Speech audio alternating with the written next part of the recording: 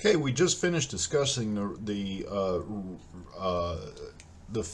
how the Fed can impact the economy and fundamentally the relationship between the quantity of money in circulation and the interest rate. The larger the quantity of money in circulation, the holding demand for money constant, the lower the interest rate.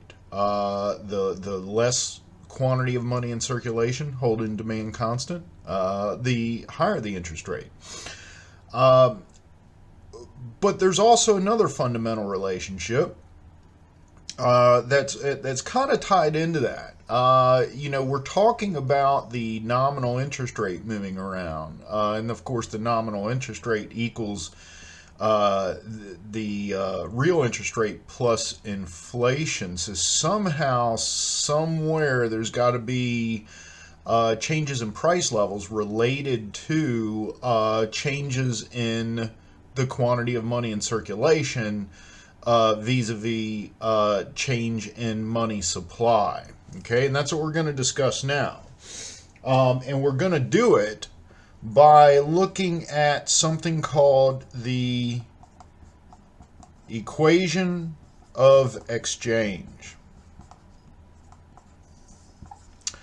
Okay, so there's four parts to the equation of exchange. Okay, there is P, which is prices. There is Y, which is real GDP. There is M, which is the quantity of money in circulation. And then there's something called V, which is the velocity of money. And the velocity of money is simply how many times a dollar bill transacts in a year. Okay, so I have a dollar bill, I go buy something, it gets put in a cash register, that's one transaction. Comes out of the cash register, someone else gets it, it gets transacted again, that's another transaction. That's the velocity of money, okay? It's when you measure that over a period of time. Okay, so essentially how much each dollar changes hands. Well, the equation of exchange simply says that nominal GDP, or prices times real GDP, okay? Now, what is that? That is revenue. Think about total revenue. If you took introductory micro, total revenue is what? P times Q. Well, that's in one market. You add up all those Qs across all markets, and guess what? You get real GDP. That's what real GDP is total output of final goods and services, right? So, we learned that way back when. So really, that's all the money that goes into cash registers nationwide over, for instance, a period of a year or something, or a month, or 3 months, or whatever, right? That's just total revenue in the entire country. Well, if this much money's going into cash registers nationwide over some period of time, well, then that has to equal the quantity of money in circulation times the number of times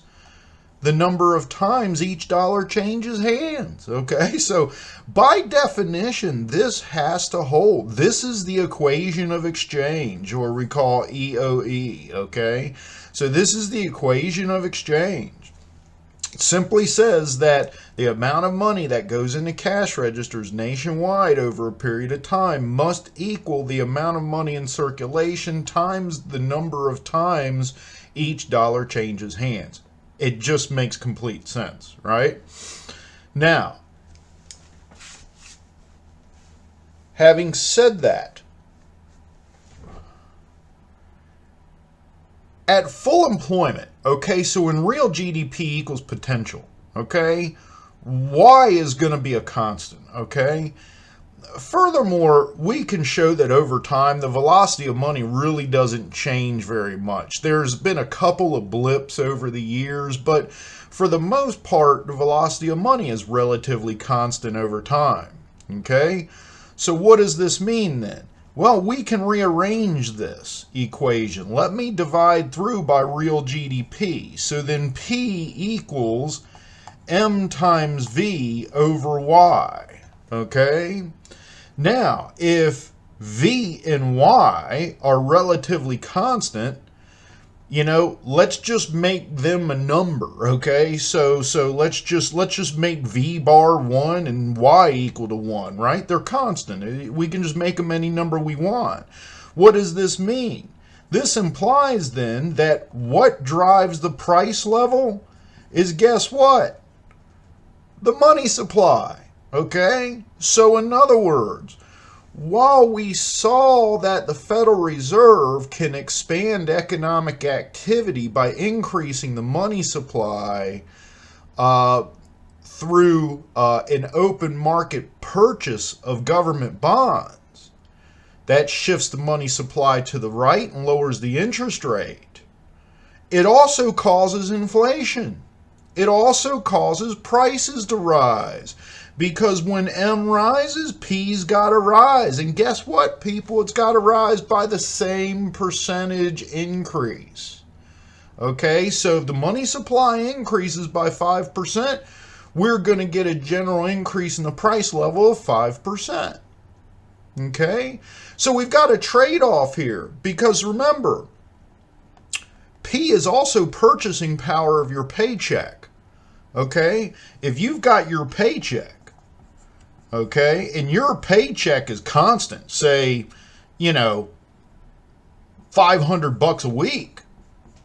Well, how much stuff can you buy with that $500? Well, divide it by the average price of all the goods you buy. That's how much stuff you can buy with that $500.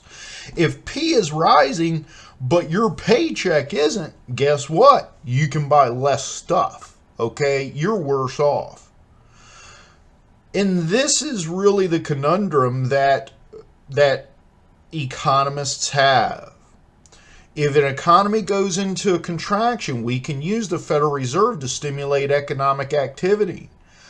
But if it comes at the price of substantial inflation, that makes everybody worse off. So everybody's better off in one sense, okay, because economic activity has been stimulated.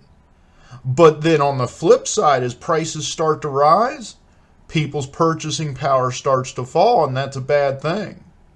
In fact, right now in the economy, the Federal Reserve has kept the money supply curve shifted to the right for a substantially long amount of time. And we've just now started seeing inflationary pressures on prices. Okay, and as inflation starts to creep up, everybody may actually become worse off because of that, because their purchasing power starts to erode. And that's the link between prices and the money supply, okay? It comes out of the equation of exchange.